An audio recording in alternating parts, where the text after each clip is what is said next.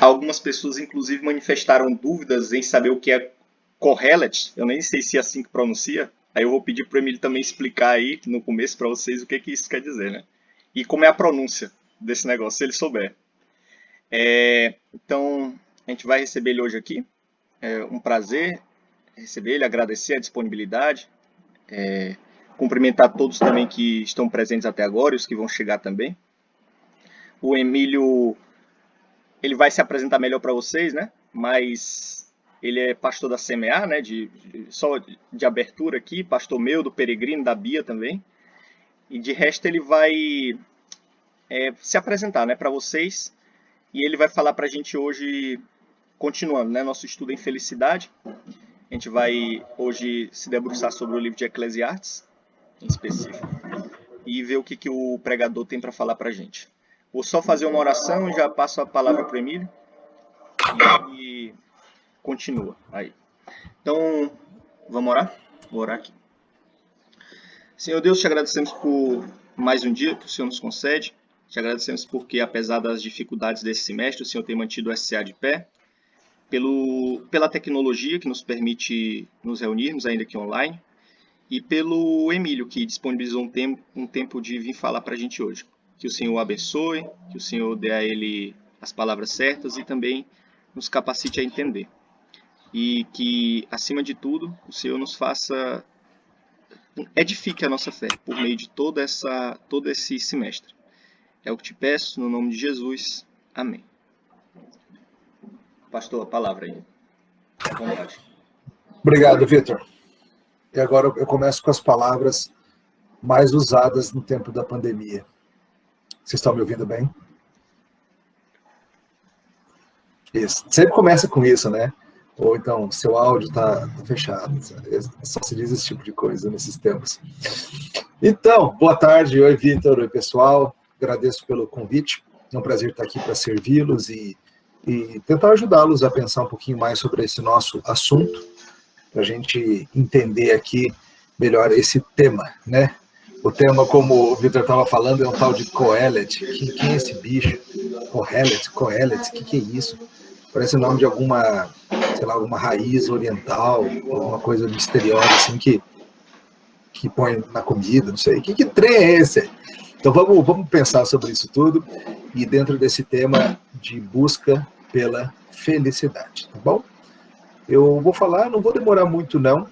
Eu sei que eventos via Zoom e coisas assim são cansativos e vocês já estão tendo aula desse jeito e tudo mais, então vou falar o que eu preciso falar aqui, mas sem enrolar muito. E se der tempo, vocês fiquem à vontade, depois no final a gente pode fazer umas perguntinhas, comentários também, beleza? Então vamos lá, a busca pela felicidade, né? É interessante porque isso é uma busca universal e ao mesmo tempo ela tem suas peculiaridades em cada momento da história, em cada cultura, em cada grupo e assim por diante. Você vê, por exemplo, a gente pode pensar na busca pela felicidade em algo que era muito comum no show da Xuxa. Quem aí já assistiu o show da Xuxa? Poucos de vocês, eu acho, né? Mas quando eu era criança, tinha o show da Xuxa. Era muito raro conseguir assistir, porque passava de manhã, e de manhã eu tinha escola. Então só assistia quando eu ficava doente, né? E não vai pra escola e tal, aí fica em casa e assiste show da Xuxa. E sempre que tinha aquelas brincadeiras, a Xuxa fazia tipo gincana mesmo, brincadeira disso, daquilo. Sempre chegava assim, ela vai entrevistar a criança e falava assim, então me fala, de onde você veio e qual o seu maior sonho? E as pessoas sempre respondiam algo como, eu sou de não sei aonde, eu sou de Brasília, Distrito Federal, e meu sonho é ser feliz. É sempre esse negócio, né, de meu sonho é ser feliz. É muito comum as pessoas responderem esse tipo de coisa. O que você anseia na vida? Eu anseio ser feliz. E esse anseio, mas como que você pretende ser feliz? Aí, claro, varia de pessoa para pessoa. Mas é algo antigo. Por exemplo, quando você vai ver a Declaração de Independência dos Estados Unidos, eu imagino que vários de vocês saibam disso, mas está ali como um direito inalienável do ser humano: a vida, a liberdade e a busca pela felicidade.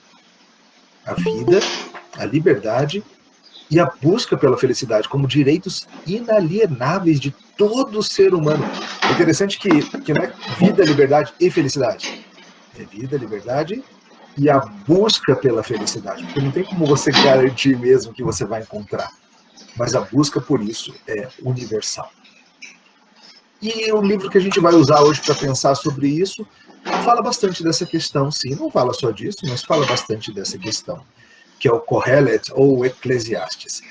Kohelet, essa palavra estranha, né? Às vezes a gente vê ela por aí sendo usada, e às vezes até um ar mais intelectual, né? Quando em vez de dizer Eclesiastes, você diz Kohelet. Porque fica um negócio assim, mas eu tenho acesso aqui a alguns conhecimentos secretos. Você quer chamar de Eclesiastes? O livro tá bom, chama, vai. Plebeu, ao invés de entender que você pode chamar de Kohelet. Mas o que é isso?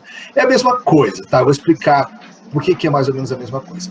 Kohelet é uma palavra hebraica que está ligada ao verbo kahal. O verbo kahal significa ajuntar, juntar uma assembleia. Que nem hoje o Vitor nos chamou, ele convocou esse grupo aqui, digamos assim, né? Ele juntou todo mundo aqui. No caso, eu estou falando, mas eu estou sendo o Kohelet. Eu sou aquele que me dirijo ao grupo que foi reunido. Por isso que muitas vezes se traduz como pregador. Por que o pregador faz? Não é isso? Ele se dirige a um grupo que foi reunido. Então o verbo kahal, o Kohelet, é aquele que fala para o grupo que está reunido. É só isso, tá? Não é nada muito misterioso, né? É o pregador.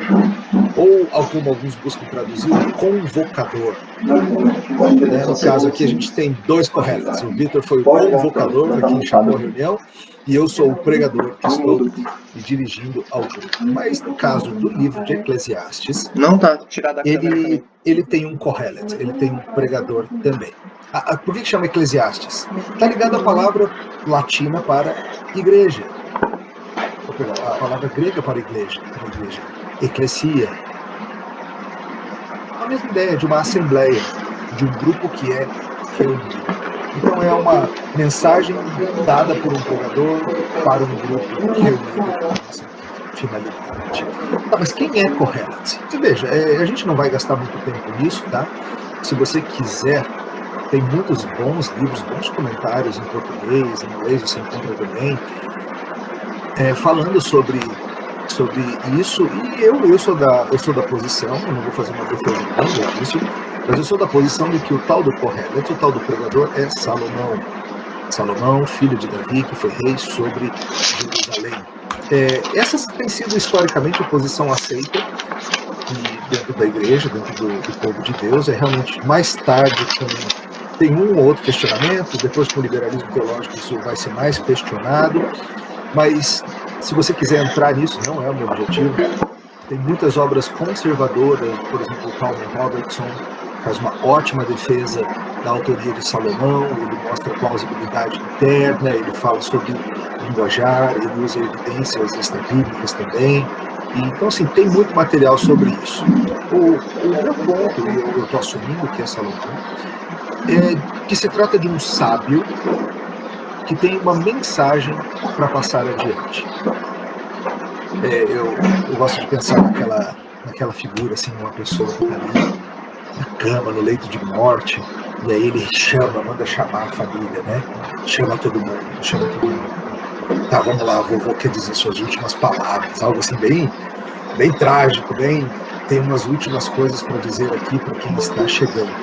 E são palavras de sabedoria, palavras de orientação, palavras de presta atenção, pessoal, eu estou indo, eu preciso trazer isso aqui para vocês antes de que eu me vá. Salomão, ele foi um homem que viveu de tudo, como vocês sabem, ele foi rei em Jerusalém. A Bíblia nos diz que ele pediu ao Senhor sabedoria, e a Bíblia nos diz que ele teve uma sabedoria incomparável. Ele era um estudioso do mundo, ele estudava a biologia, ele estudava vários outros aspectos de conhecimento. Sua fama se tornou internacional, ao ponto de uma rainha de um reino distante, a rainha lá de Sabá, que é identificado com a Etiópia, ou seja, alguém que veio lá da África, fez uma viagem até a corte de Salomão para conversar com ele, para ouvir da sua sabedoria, para saber quem ele era e tudo mais. Então, um homem com uma capacidade intelectual gigantesca. Ao mesmo tempo, um homem que infelizmente teve o seu coração caminhando para longe do Senhor Deus. Ele se meteu com idolatria, ele se meteu com caminhos ruins, ele multiplicou para si esposas, e ele fez um monte de coisa ruim também. Então, o meu entendimento é de que Eclesiastes é o último livro dele. Ele escreve provérbios, não inteiro provérbios, mas um livro para guiar para a vida. Ele escreve Cantares, que é um livro que fala sobre o amor romântico e tudo que está envolvido nisso. E ele escreve Eclesiastes, o seu último livro, o homem que viveu de tudo e agora vai contar para a gente como é a coisa. A busca da felicidade é muito forte nisso, porque Eclesiastes fala muito sobre as lutas diversas que a gente trava, os caminhos diversos que o ser humano tenta achar sentido, tenta achar resultado, tenta achar saídas. E tem alguns termos-chave que são muito importantes para você entender. Eu espero que se você entender essas ideias, você vai, por si próprio, poder ler melhor Eclesiastes quando você for fazer. Abre comigo a sua Bíblia, por favor, Eclesiastes.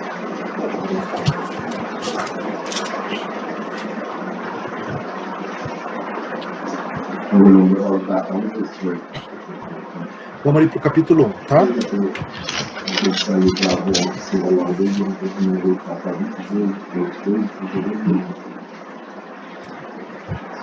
Olha como começa o livro. Palavra do pregador, né, assim traduzido pregador, palavra de Kohelet, filho de Davi, rei de Jerusalém. Incidentalmente, deixa eu só mostrar para vocês uma evidência interna da autoria de Salomão.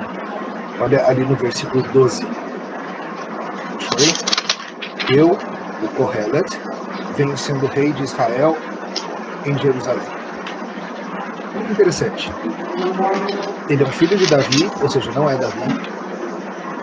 Tá, mas pode ser qualquer um dos descendentes de Davi, certo? Ele teve um monte de descendentes. E muitas vezes na Bíblia, quando a gente fala filho, a gente está só dizendo neto, bisneto, descendente. Mas o que ele fala? Que ele vem sendo rei de... Esse negócio de ter que todo mundo muda e solta, aí o cara, vou soltar o microfone só para falar Israel, eu não vou fazer isso. Vou soltar para falar uma palavra. Então tá, eu venho sendo rei de Israel em Jerusalém. Percebe o meu argumento? Não? Depois de Salomão, o que acontece? Divisão do reino. Quem reina em Jerusalém não reina sobre Israel, reina sobre Judá. Apenas Davi e Salomão reinaram sobre Israel como um todo a partir de Jerusalém. Depois do reino, os reis de Jerusalém estão sobre Judá e não sobre Israel.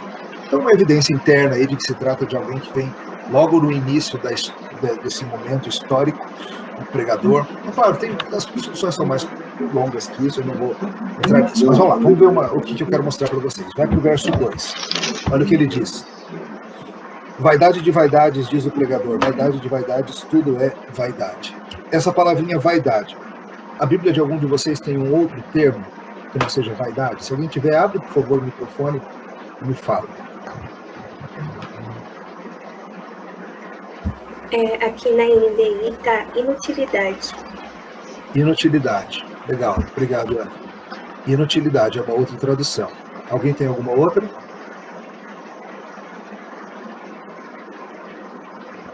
Se vocês procurarem... Tem ilusão também. Ilusão.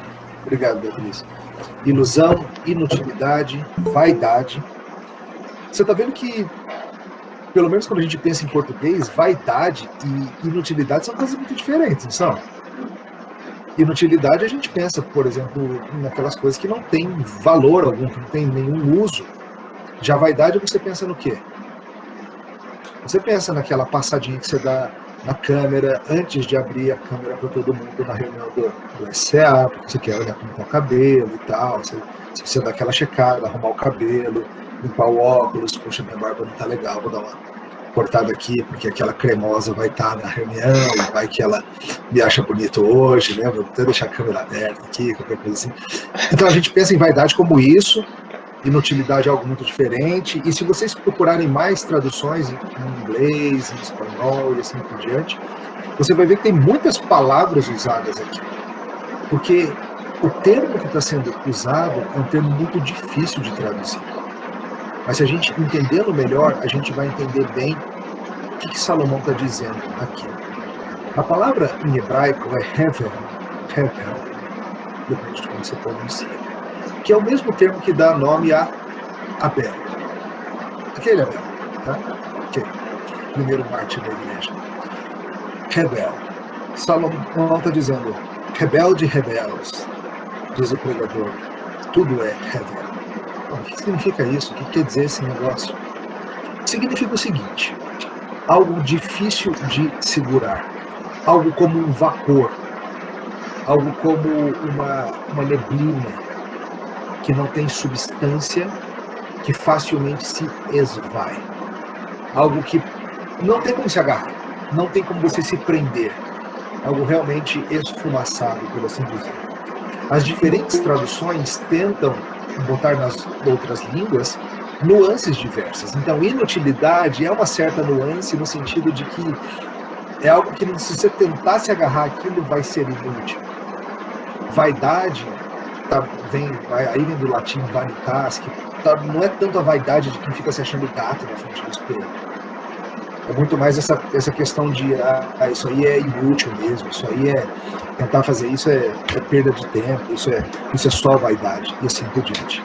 E o que Salomão vai trazer para a gente ao longo de todo o livro é: neste mundo em que vivemos, toda e qualquer coisa que você achar que é sólida, que é duradoura, que é algo que de fato vale a pena você se agarrar, com o tempo você vai perceber, vira fumaça na sua mão, se esfarela.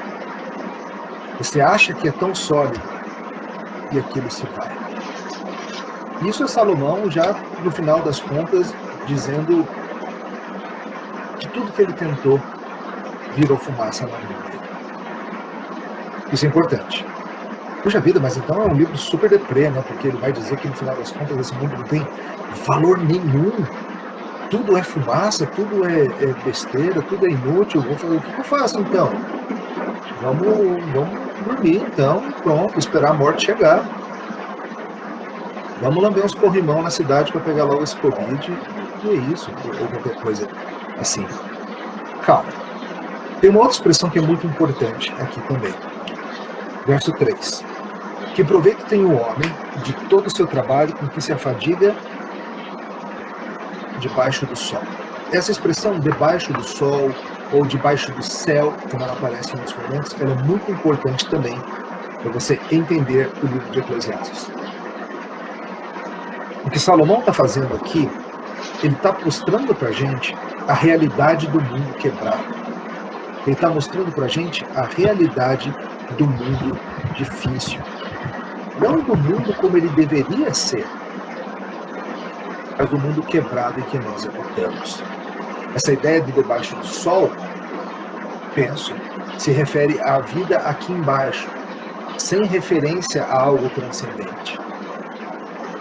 O que Salomão estaria nos dizendo é: eu vou mostrar para vocês como a vida humana, se vivida apenas debaixo do sol, sem ignorar o que vem acima disso, ignorando Deus, não é sem ignorar, ignorando Deus, ela é correr atrás do vento. Ela é fútil, ela é inútil, ela é realmente tentar agarrar de dentro. Ao longo do livro, ele vai trazendo várias pistas. Talvez você se lembre de Eclesiastes simplesmente como um livro meio mal-humorado e tal, cheio de coisas negativas, e tem isso. Mas de vez em quando, Salomão para esse jeito de falar e ele traz pra gente um vislumbre de algo maior. Ele traz pra gente umas pistas de: ei, mas não se esquece, tá? Lá de cima. O final do livro, esse todo mundo conhece, jovem, lembra-te do teu Criador na cidade e tal. Isso é uma das vezes em que Salomão faz algo assim. Em que ele lembra a gente que, embora o mundo seja frustrante, cheio de vaidade, se a gente ficar só aqui embaixo vai ser desse jeito. Mas se a gente se lembrar de que tem algo superior, tudo vai mudar. As pessoas às vezes ficam se perguntando, antes deixa eu falar uma coisa que eu esqueci. Vocês que manjam de português aí, galera da letras, tá vendo a letras aí? Não? Não precisa. Deve ter alguém. Tá bom, não tem, vocês são tudo... Tem sim, tem um monte de gente de letras aí, é porque tô com vergonha. Eles ficam com vergonha. Vê, gente, o povo de letras é tradicionalmente o povo mais sem vergonha da universidade e agora vocês estão com vergonha. É que tem um pessoal almoçando enquanto assiste. Entendi. Sem vergonha nesse jeito, entendeu? Não daquele. Tá, vocês estão me complicando. A gente tem verbos regulares e verbos irregulares, certo? Alguém já fez a comparação, um autor chamado Zach Eswine, no livro dele sobre Eclesiastes, eu acho muito útil essa comparação. Ele diz o seguinte: Provérbios nos traz os verbos regulares da vida.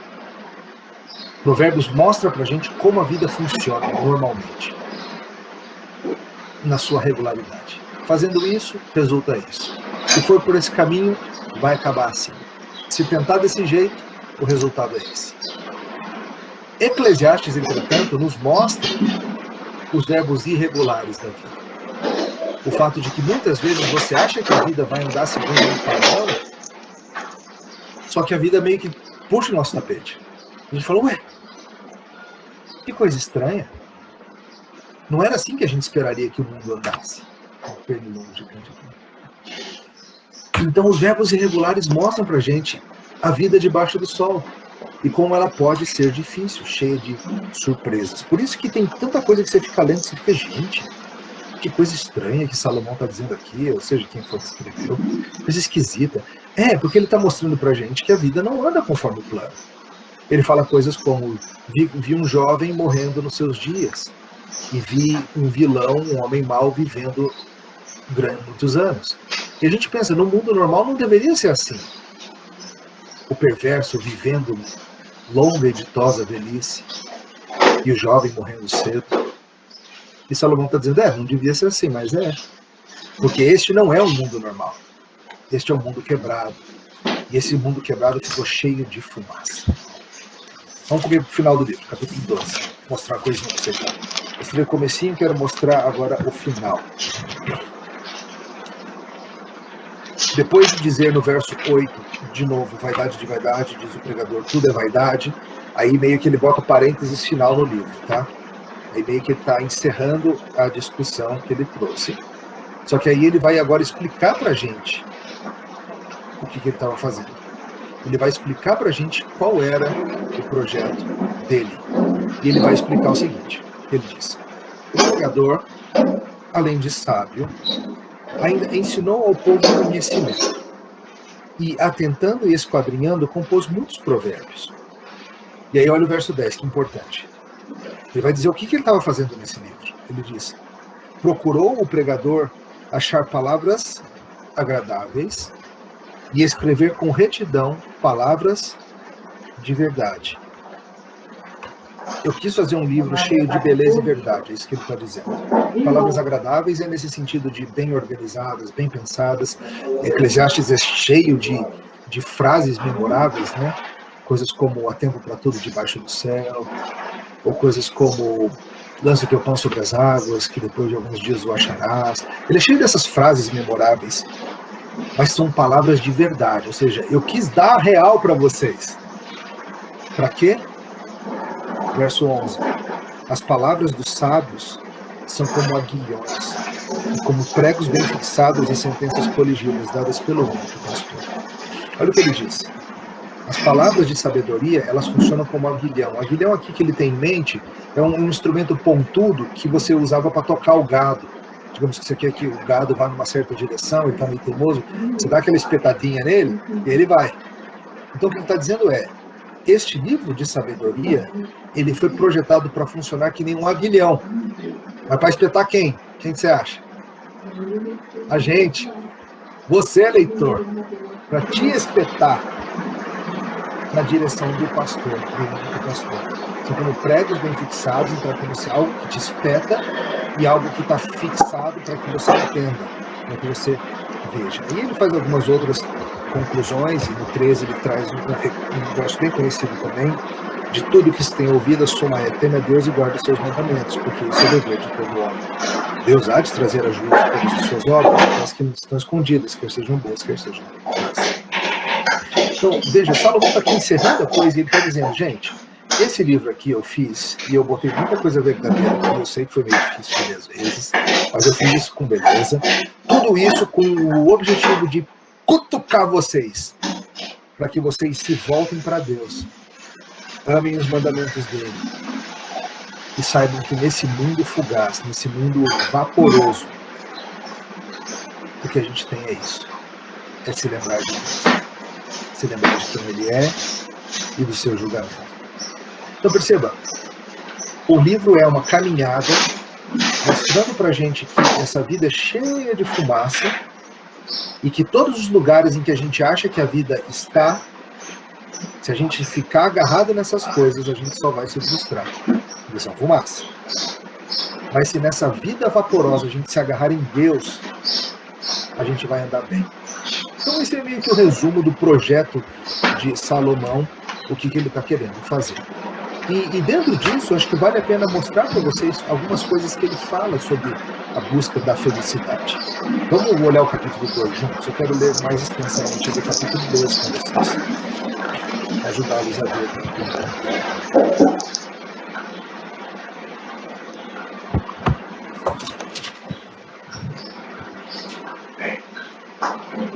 Então vamos fazer o seguinte, vamos a partir do verso 13 do capítulo 1, tá? 13. Olha o que Salomão fala.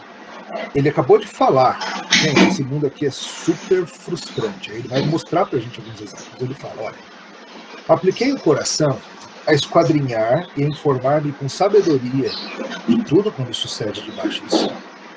O que ele está falando? Tentei o seguinte caminho: estudar o mundo e entender como ele funciona.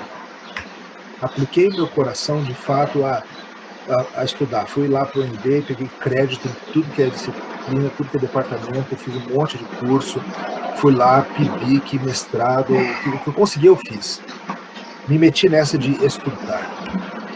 Ele fala: este enfadonho trabalho impôs Deus aos filhos do homem para dele os afligir. Acho que você já se sentiu assim, né? Estudando na universidade. Este enfadonho trabalho Deus colocou na minha vida para me afligir. Não é possível. Você está aí tentando lidar com o superior. Aí ele continua: atentei para todas as obras que se fazem debaixo do sol, ou debaixo do sol de novo. E eis que tudo era vaidade e correr atrás do vento. Aquilo que é torto não se pode endireitar, o que falta não se pode calcular. Disse comigo. Aí ele fala assim: ó, pensei assim, ó, eis que me engrandeci e sobrepujei em sabedoria a todos os que antes de mim existiram em Jerusalém. Com efeito, o meu coração tem tido larga experiência da sabedoria e do conhecimento. Ou seja, não é um trouxinha falando assim: esse negócio de ficar estudando aí não vale de nada, esse negócio de ficar estudando aí é besteira. Não, é alguém que estudou mais do que nós todos, é alguém que teve um conhecimento, estudo, sabedoria muito maior do que o nosso, mas que percebeu que isso não resolvia os anseios do coração. Olha o verso 17. Apliquei o coração a conhecer a sabedoria e a saber o que é loucura e o que é estultícia. E vim a saber que também isto é correr atrás do vento. Porque na muita sabedoria há muito enfado. E quem aumenta a ciência, aumenta a tristeza. Olha que conclusão triste. O que ele está falando é: andei pelo caminho de buscar o conhecimento e descobri que o mundo do conhecimento só aumenta meu enfado. E quem aumenta o entendimento da vida, aumenta a tristeza. Você já experimentou isso? Tem coisas que eu seria muito mais feliz se eu não soubesse. Quantas coisas que eu sei a respeito da vida, acerca do que se passou na história, acerca do que se passa em certas partes do mundo. Como saber dessas coisas me fez mais triste. Me fez perceber que esse mundo é muito ruim mesmo. Ele continua no projeto dele. Veja, está mostrando. Você acha que você vai encontrar felicidade no conhecimento? Você vai encontrar tristeza nele. E ele continua. Disse comigo, vamos tentar um novo caminho, né? Eu te provarei com alegria, vou achar alegria. Goza, pois, a felicidade. Mas também vi que isso era vaidade.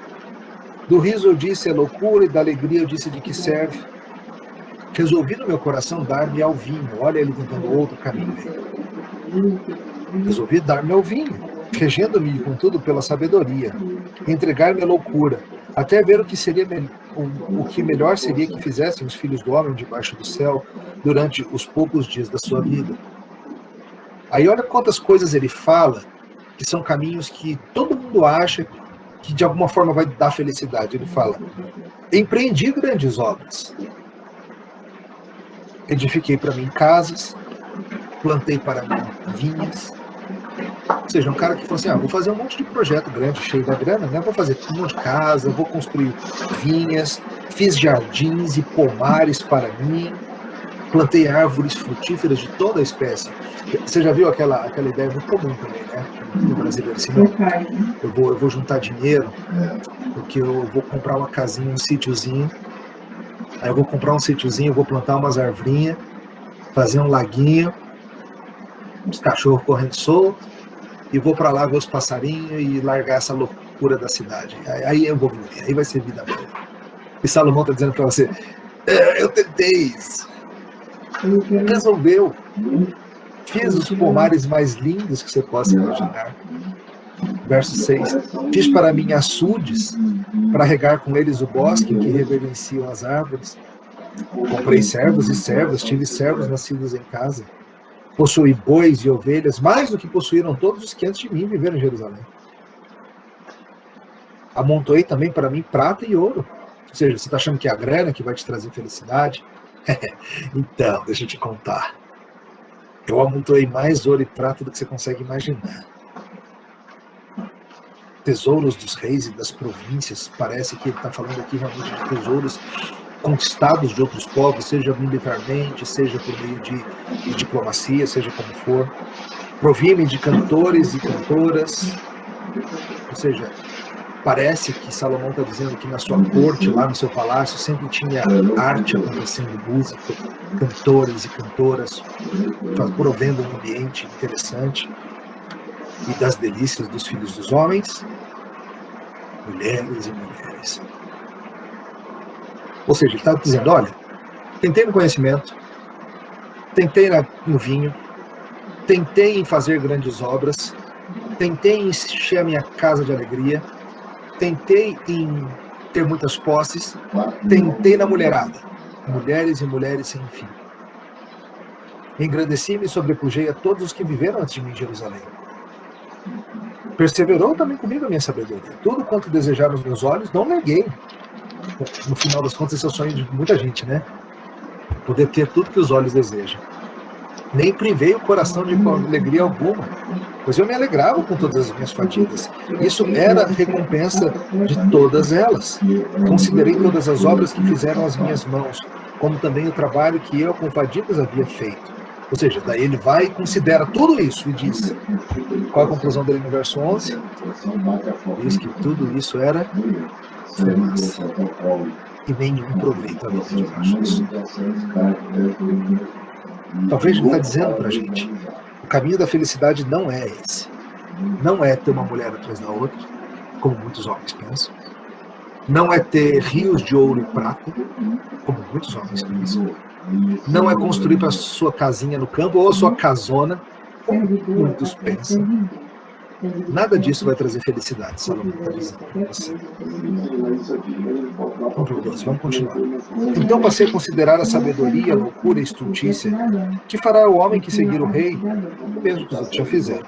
Então vi que a sabedoria é mais proveitosa do que a estultícia, quanto a luz mais proveito do que as trevas. Então, veja, que em alguns momentos ele para e fala, tá, eu não estou dizendo que tanto faz, tá? É melhor ser sábio do que ser tolo. Então, vamos ali para o verso 18. Também aborreci todo o meu trabalho, com que me afadiguei debaixo do sol, visto que o seu ganho eu havia de deixar quem viesse depois de mim. Ele começa a pensar no trabalho dele, né? Tudo que ele faz. E ele chega à seguinte conclusão: quem vem depois de mim é que vai ficar com o que eu tenho. Verso 19: quem pode dizer se será sábio ou estulto? Contudo, ele terá domínio sobre todo o ganho das minhas fadigas e sabedoria debaixo do sol. Também isso é vaidade. Ele vai trazendo várias considerações, a gente não vai ler tudo, mas eu estou querendo indicar para você como que ele faz. Ele fala sobre o trabalho e ele fala: tá, mas por que eu estou trabalhando? Tudo bem, eu vou deixar uma grana para os meus filhos. E se meu filho for um tolo, que vai torrar tudo em uma semana? Será que esse trabalho todo, será que todo o desgosto que eu tenho com o esforço, será que isso de fato vale alguma coisa? São questionamentos que o nosso coração faz às vezes. Então ele está mostrando para a gente, ao longo do livro, e o livro tem uma natureza um pouco cíclica, ele volta a alguns desses temas mais para frente, tem diversos temas que aparecem em vários momentos, mas esse é meio que o resumo. Ele está mostrando para a gente que esse mundo é frustrante e não resolve o coração. No capítulo 3 tem um verso que é importantíssimo. Queria que você fosse comigo lá. 3:11.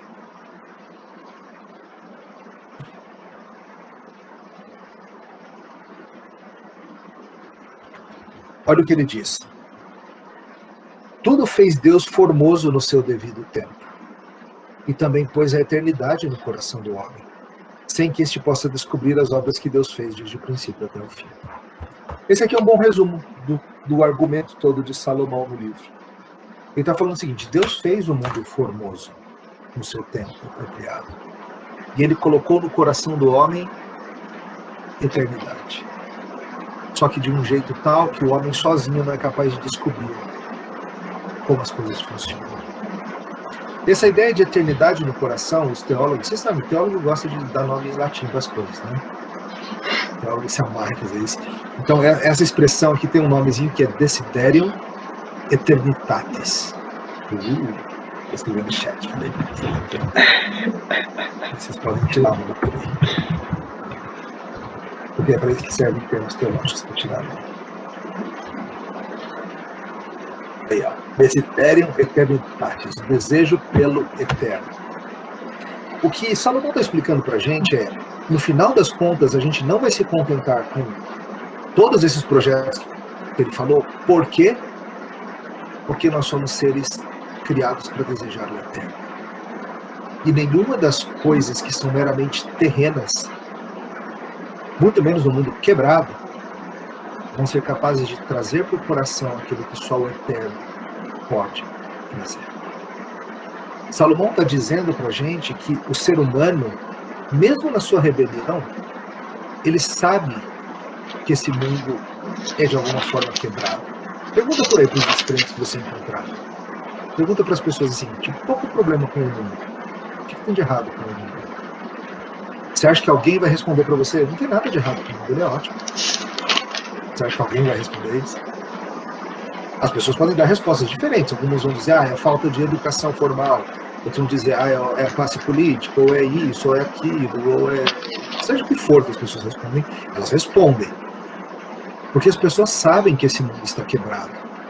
E elas sabem que deveria ser diferente. Porque elas têm a eternidade colocada no coração delas. E elas já perceberam em algum nível que esse mundo ele é frustrante. Já perceberam em algum nível que esse mundo não cumpre o que ele promete. Os prazeres, o conhecimento, as posses, nenhum dos projetos humanos é capaz de suprir o nosso coração. Então Salomão está ajudando a gente a ver isso. Ele está espetando a gente, né? Como eu disse no final. Acorda, tonto. Você foi feito para a eternidade. Acorda. Está perdendo tempo aí com coisa que é fugaz. Acorda. Essa é a ideia.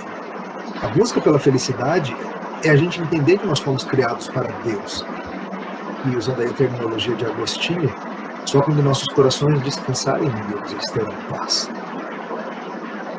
Se o nosso coração descansar em qualquer outra coisa, ele não vai ter esse tipo de paz mesmo. Tendo dito isto, vale dizer algo importante também, porque Em vários momentos do livro, Salomão fala sobre as coisas boas deste mundo. Salomão não está dizendo que nada importa, só Deus importa. Não é isso. O que ele está dizendo é, se você entender que Deus vem acima, que sem Ele nada faz sentido, aí sim você vai estar verdadeiramente equipado para desfrutar das coisas boas desse mundo. Porque você vai desfrutar delas, não como se elas fossem a própria vida, ou se elas fossem o sentido, mas você vai desfrutar delas em honra a quem as fez. Então deixa eu mostrar isso em alguns momentos para você. Olha o verso 24. Capítulo 2, 24. Ele vem falando sobre vaidade, sobre o trabalho ser frustrante, mas ele tem uma conclusão interessante. Ele fala, olha, nada há melhor para o homem do que comer, beber e fazer que a sua alma goze bem do seu trabalho. No entanto, também isso vem da mão de Deus, pois separado dele, quem pode comer ou quem pode alegrar-se? Olha que ideia bonita. A vida é frustrante, né? O trabalho não sustenta, mas mesmo assim, é bom comer, beber, é bom desfrutar do bem do nosso trabalho. Isso veio da mão de Deus. Olha a diferença. Se você achar que a comida, a bebida e o trabalho são o caminho para a felicidade, você vai se frustrar. Mas se você entender que a comida, a bebida e o trabalho vieram da mão de Deus, você vai conseguir se alegrar nessas coisas, sabendo que são dádivas dadas por Ele para você. Tem outros lugares em que ele diz coisas semelhantes, eu quero chamar a atenção de vocês para o capítulo 9. Vamos comigo, tá? 9. Ele está falando de várias frustrações debaixo do sol também. E aí no versículo 7, ele depois de tudo isso, ele fala assim, sabe o seguinte, sabe uma coisa? Vai, pois, come com alegria teu pão, bebe gostosamente a tua vida. Olha que frase linda, bebe gostosamente. Vocês deviam falar isso no almoço, quando vocês foram você assim, beba gostosamente o seu sono. Bebe gostosamente essa coisa. Fala isso. Eu vou começar a falar. Beba gostosamente essa coquinha gelada. Por quê? Pois Deus já de antemão se agrada das suas obras. Ele está falando desse tipo de obra, tá? O que ele está dizendo é, pode comer com alegria aí essa comida gostosa. Bebe gostosamente, porque Deus se agrada que você faça isso. Deus gosta quando você desfruta da comida que Ele dá. E ele continua, em todo tempo sejam alvas as tuas vestes. A ideia da veste alva é uma roupa festiva. Jamais falte o óleo sobre a tua cabeça. Esse óleo sobre a cabeça tinha várias funções, realmente de embelezar, de perfumar e tudo isso. Verso 9. Goza a vida com a mulher que amas.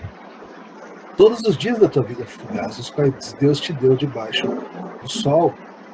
Porque esta é a tua porção nesta vida, pelo trabalho com que te afadigaste debaixo do sol. Salomão está dizendo para você, amigo, a vida é dura debaixo do sol. Então faz o seguinte, pega todas essas dádivas que Deus está te dando. A comida, a bebida, a roupa, o perfume e a esposa. E desfruta disso. Vai com alegria. Pega leve não. Desfrute dessas coisas. Em honra a Deus. Verso 10. Tudo quanto te vier a mão para fazer, faz o conforme as tuas forças. É interessante que às vezes a gente usa esse versículo para falar de estudar, né?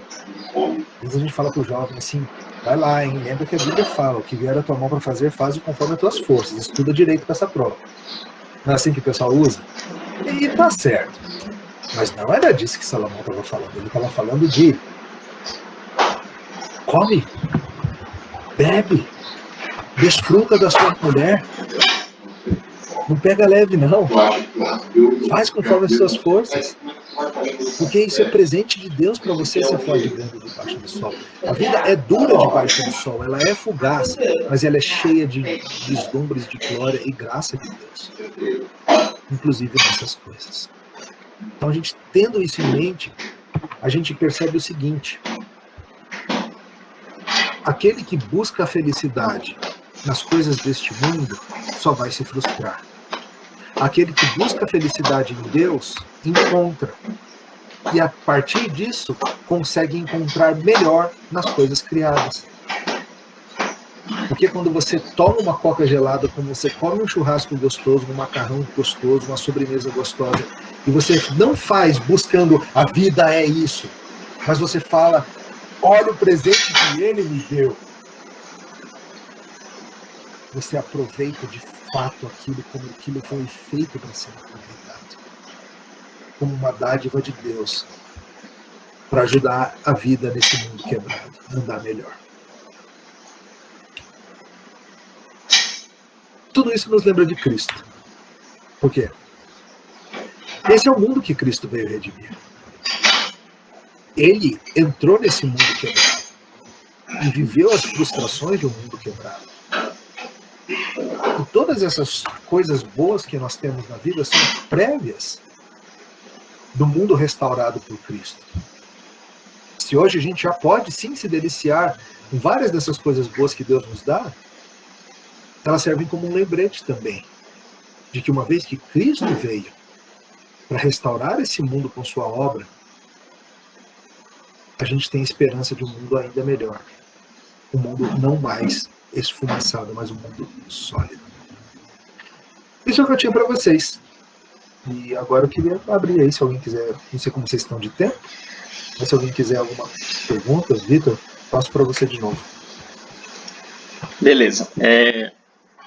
Gente, tem um bom tempo aí para perguntas, para tirar dúvidas, para fazer comentários. Fiquem à vontade.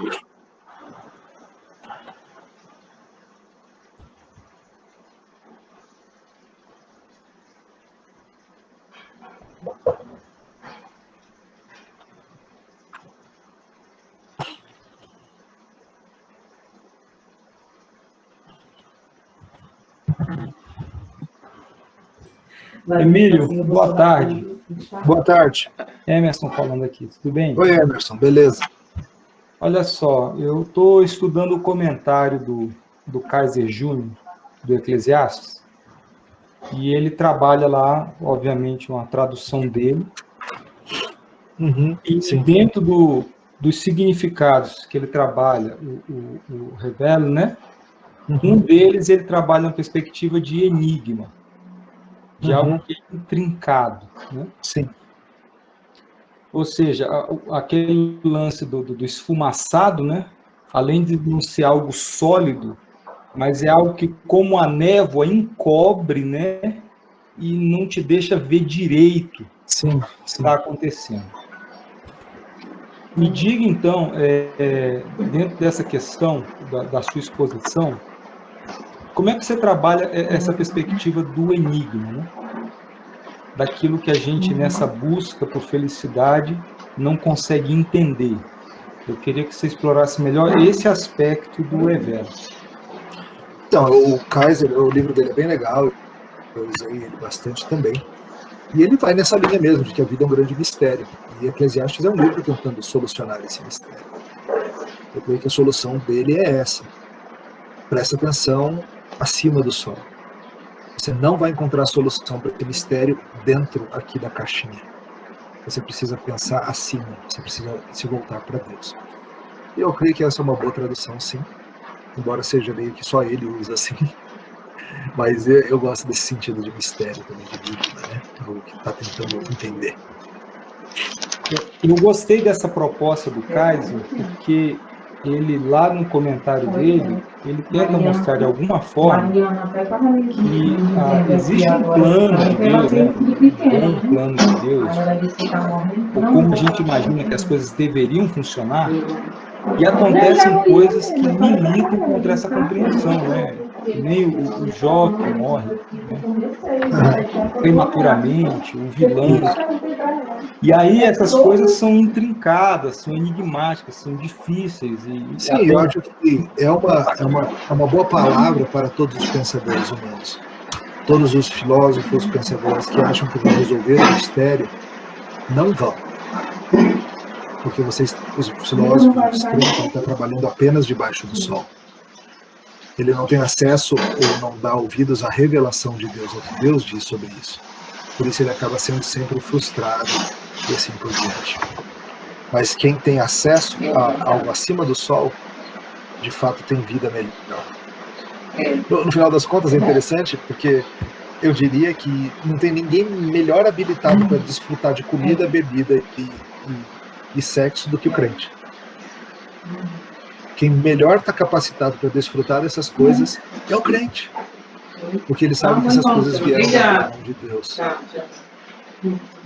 O descrente, ele usa essas coisas como ídolos. E ídolos frustram. Ok, obrigado, tá? De nada.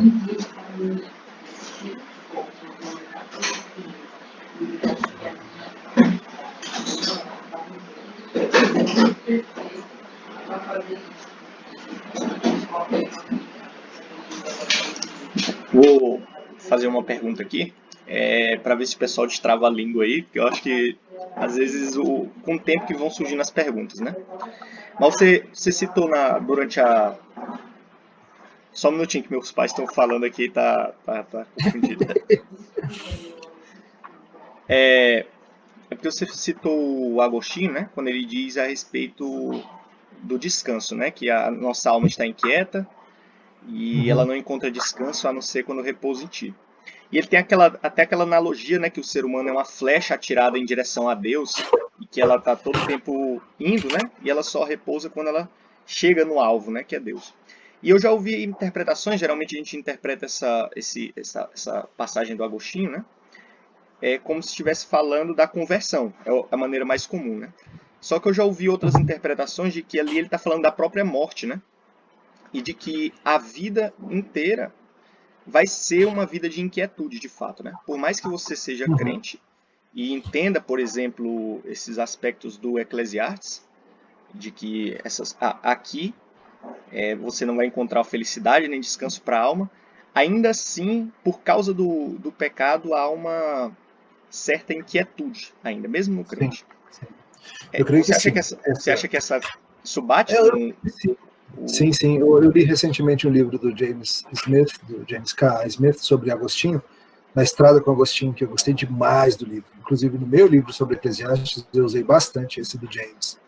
E ele fala bastante sobre isso, sobre a ideia de você estar na estrada, de que a conversão, como ele coloca, a conversão não é te colocar na linha de chegada, a conversão é te dar uma bússola. É realmente uma virada na direção certa, que você vai ser levado, mas ainda vai no caminho ter confusão, frustração e mesmo a vontade de mudar de caminho, que acontece de vez em quando também. Eu lembro, por exemplo, do Agostinho em Confissões, né? Ele tem uma passagem lá a respeito dos bolinhos do mosteiro onde ele está, né? Dos bolinhos que são preparados. Ele diz que aquilo ali é uma coisa maravilhosa para ele, né? Ele olha aquilo ali e ele se sente muito bem em comer e observar aqueles bolinhos. E ele tem uma discussão consigo mesmo, que é a respeito de... Ele não sabe o ponto em que ele está amando o bolinho mais do que a Deus. É a mesma discussão dele sobre a música, né? Que existe sempre essa confusão de que ele não sabe se ele está amando Deus pela música ou a música em si, né? Então parece que mesmo o crente ele tem essa confusão, porque às vezes a gente interage com as coisas da terra sabendo que elas não dão felicidade, mas ainda fica essa confusão, né? Será que eu estou adorando a Deus por meio disso ou estou amando a própria obra, né? A gente precisa estar lembrado, né, de que as dádivas servem para a gente amar mais quem dá. Por exemplo, eu tenho uma filha e eu dou presentes para ela de vez em quando, certo? Ela fica muito feliz com os presentes que ela ganha. Seria estranho se ela amasse os presentes e não me amasse, tá? Seria estranho, tipo, não odeio o papai, mas gosto do que ele me dá. Isso seria esquisito. Isso é o que o descrente faz, né? O descrente ama as dádivas de Deus. Ele ama respirar, ele ama comer, ele ama sentir cheiros gostosos, ele ama tudo isso. E tudo isso é dádiva de Deus. Mas ele não ama o doador. Entretanto, vale dizer também que, por exemplo, quando eu vejo a minha filha muito, muito feliz com um brinquedo que eu dei para ela, eu não fico pensando assim, sofrido, será que ela ama mais a boneca do que me ama? Não, porque eu vejo o deleite dela e o meu coração se enche em vê-la muito feliz. E eu creio que Deus também, quando nós que o amamos as suas dádivas, e a gente está lá se deleitando numa boa refeição, ou sei lá, em tantas outras coisas boas que Deus nos dá, eu acho que ele se deleita também em ver o nosso deleite.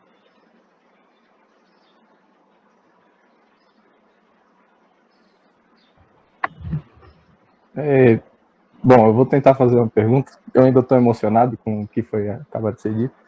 Aparentemente, qualquer coisa que o senhor fale, eu fico, caraca, eu nunca tinha pensado nisso. Bom, eu vou tentar... Opa, calma aí, estou derrubando aqui meu microfone. É porque eu faço filosofia, Tá. e na filosofia a gente tem muita ideia, que é uma ideia que vem de Platão, que é a questão de que você só começa a filosofar a partir do espanto, né? E o espanto, ele tem muito essa característica de um problema que você não resolve. É simplesmente uma coisa que acontece e você... E isso te faz pensar. Você não soluciona esse problema, mas esse problema te move, né? E nesse sentido, às vezes quando eu leio Eclesiastes, e é um livro que eu amo muito, talvez seja o meu livro preferido da Bíblia, né? No sentido de que, às vezes, eu fico tentando pensar se, no fim das contas, o Correlete ou Salomão, seja lá quem for, se ele usa as características desse mundo irregular como forma de explorar a beleza de Deus, sabe? Eu não sei se isso está claro o suficiente, mas me parece que, às vezes, ele usa o contraste das coisas desse mundo imperfeito que nós vemos como forma de fazer com que a glória de Deus brilhe mais, a alegria que Deus nos dá, o prazer. E eu queria ter uma certa... eu não sei, se eu comente em cima disso aí, se o senhor entendeu alguma coisa que eu disse. Eu acho interessante essa ideia do espanto, sim. No final das contas, são coisas que deixam a gente perplexo, que nos fazem ir investigar. Então, sim, a filosofia, ela é, em grande parte, a tentativa de solucionar o mistério do que está acontecendo aqui, né? Como eu estava conversando com um amigo meu, filósofo, e estava falando com ele sobre isso, sobre como o filósofo é um detetive, de certa forma.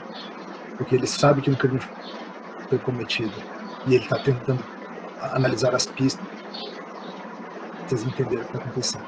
O crime é o que traz o espanto. Por que isso assim? Como a gente sabe? Como é possível saber que eu estou sabendo? Todas as perguntas da filosofia e assim por diante. E o problema é que o filósofo não percebe, porque só se Deus abrir o seu coração ele vai conseguir perceber. É a dimensão espiritual disso, da rebelião contra Deus. O culpado somos nós, o culpado é nosso pai, Adão. E nós carregamos esse pecado original junto com ele. Então, Romanos 1 me diz que o ser humano, 18 em diante, que o ser humano está ao mesmo tempo tentando entender o mundo e ao mesmo tempo rejeitando a verdadeira explicação de por que o mundo é assim. Ele está ao mesmo tempo vislumbrando a criação de Deus e ao mesmo tempo tentando suprimir a verdade sobre que há um Criador. Então, por isso que as nossas teorias, elas sempre são imperfeitas, porque elas sempre são uma tentativa de explorar a verdade, abafando a verdade maior por detrás da verdade. Toda teoria vai ser sempre isso, vai ser uma tentativa de entender o mundo, mas abafando, suprimindo a verdade de Deus. Então eu recomendo muito que você leia sobre Romanos 1, em particular Cornelius Van Til e outros da linha da apologética reformada que lidam bem com como isso entra em toda a história do pensamento ocidental.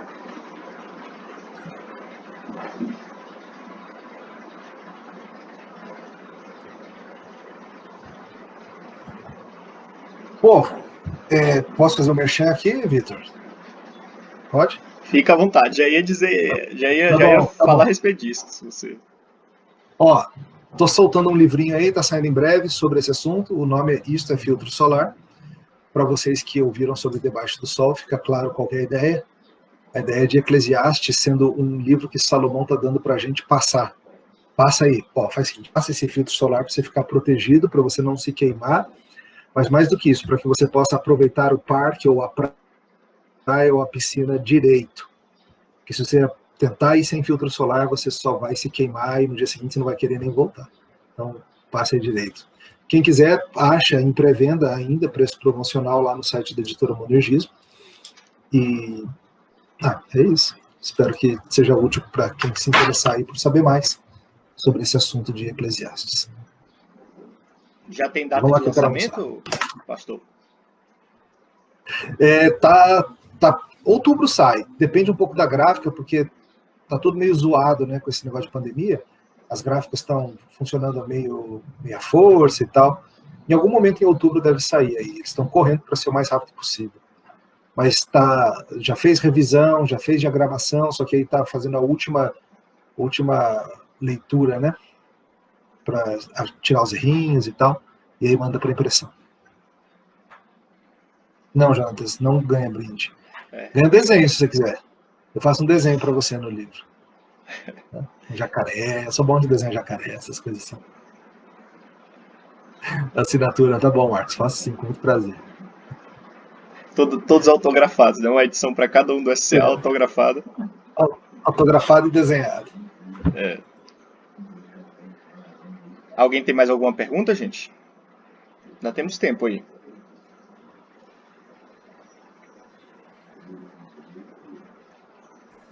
Pastor? Oi. A tradução que eu estava acompanhando aqui, lá no capítulo 3, ao invés dela traduzir por eternidade no coração do homem, ela colocou no coração do homem o conjunto do tempo. O senhor acha que essa é uma boa tradução ou que... Interessante. O original é Haolam, né? Normalmente é traduzido como eternidade mesmo. Mas eu acho que talvez o tradutor estivesse querendo pegar essa ideia de que está tudo no coração. Eu prefiro algo no sentido da flecha mesmo. Algo no sentido de que o ser humano foi feito para saber que ele é mais do que um ser deste mundo, que ele é um ser eterno ou algo assim. Mas é interessante, conjunto. Eu acho o seguinte, quando você vai fazer a tradução, você precisa ter uma razão muito boa para não usar o termo costumeiramente usado, né? Então, dificilmente você vai encontrar outra coisa que não seja eternidade para esse verso. Mas, de qualquer jeito, é curioso. Eu tenho uma pergunta também. Eu queria saber que, muito pelo que o Vitor está falando também, mas, por outro lado, como a gente pode entender os sentimentos assim de felicidade e tristeza no sentido de que não é só idolatria, né? Que acho que o Arthur, um amigo nosso, postou uma coisa muito legal esses dias, que quando o homem se sentiu sozinho na Bíblia, Deus foi lá e fez uma mulher para ele. E hoje em dia, quando alguém fala que está se sentindo sozinho, fala, você está idolatrando, você tem que estar feliz em qualquer coisa. Como a gente pode entender o sofrimento e a felicidade nesse sentido? Eu acho, Beatriz, que a gente tem que... Veja, Deus nos fez com algumas necessidades. E ansiar por supri-las não é idólatra, necessariamente. Tá? Não é idólatra você querer comer coisa com fome. Mas comer pode ser idólatra? Pode também. Há pessoas que fazem do seu ventre o seu Deus, né? Há pessoas que fazem do prato o seu Deus, há pessoas que fazem do sexo o seu Deus, há pessoas que fazem da arte o seu Deus, do conhecimento, qualquer uma dessas coisas. Então, o problema da idolatria é justamente esse. É a gente pegar coisas boas e legítimas, se usadas do jeito legítimo, diante de Deus, como soluções para necessidades que Ele mesmo fez na gente. Só que elas se tornam danosas quando elas são retiradas do seu lugar apropriado e colocadas num ponto idólatra. Então eu acho que eu iria por aí para tentar te ajudar. Sim, Deus fez o homem sozinho, no caso que você usou, deixou Adão sozinho por um tempo. Adão percebe que ele é diferente das outras espécies, como? Lembra, Deus faz passar os animais diante dele e certamente ele está vendo ali pares, mas ele não tem par. E aí, depois disso, Deus coloca ele no sono profundo e vem tudo aqui. Né? Então, acho que Deus permite que Adão perceba de fato a diferença e então Deus supre. E acho que nisso Deus está ensinando também que Ele é quem sempre vai suprir as necessidades do ser humano. As reais necessidades, né? Não aquelas que a gente tem assim, por exemplo. Eu ando com uma necessidade de um Aston Martin, igual do James Bond. Eu tenho sentido essa necessidade muito forte desde que eu vi os vídeos do carro novo dele e tal. Falei, cara, que anseio pelo Aston Martin. Eu desidero um Aston Martianos, alguma coisa assim. Não sei.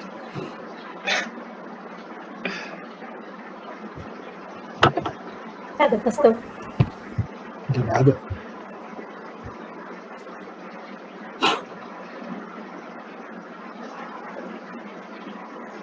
Acho que ninguém tem mais perguntas. Só esperar um pouquinho, porque as pessoas às vezes elas estão hesitando. Elas estão com o botão no botão do microfone, mas estão hesitando, né? Eu não sei se eu aperto.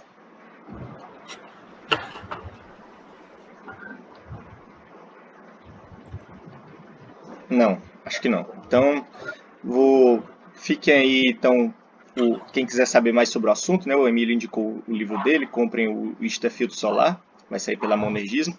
Aproveitem e comprem os outros livros dele também, né? Que ele já escreveu 2, e um sobre Ruth, que é muito famoso também, e o sobre futebol, né?